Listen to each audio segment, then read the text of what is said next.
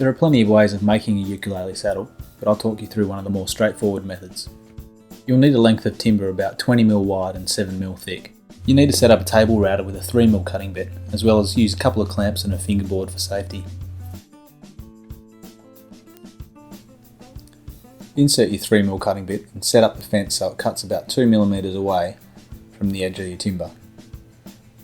Then set up the fingerboard so it pushes down with a little bit of pressure on top of your piece of wood.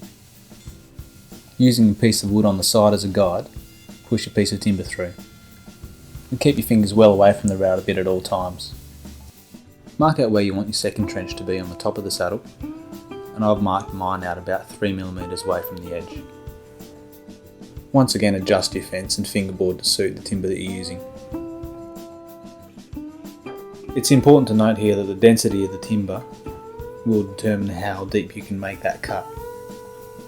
Generally, saddles are quite dense timbers, so you don't want to cut more than a couple of mil at a time. On this saddle, my trenches are about 3 to 4mm deep, and I've done this in 2 passes on the router. At this point, you can use some of your creativity to decide what kind of shape you want for your saddle. As long as it's big enough to hold all the strings, and I'd suggest it's bigger than 60mm. Once you've got the rough shape for the saddle, you can mark out where you're going to put the strings. My strings are spaced 14mm apart. Find yourself a saw with a very thin blade and cut on an angle to create those slots. You should be cautious when you're cutting because you don't want to chip the timber. Accurately cut all 4 slots until they pass through into the trench.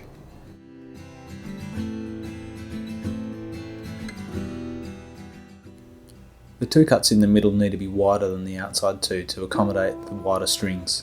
To make them wider, either use a wider saw blade or a bit of sandpaper folded in half. Now your saddle's ready for final sanding and attachment.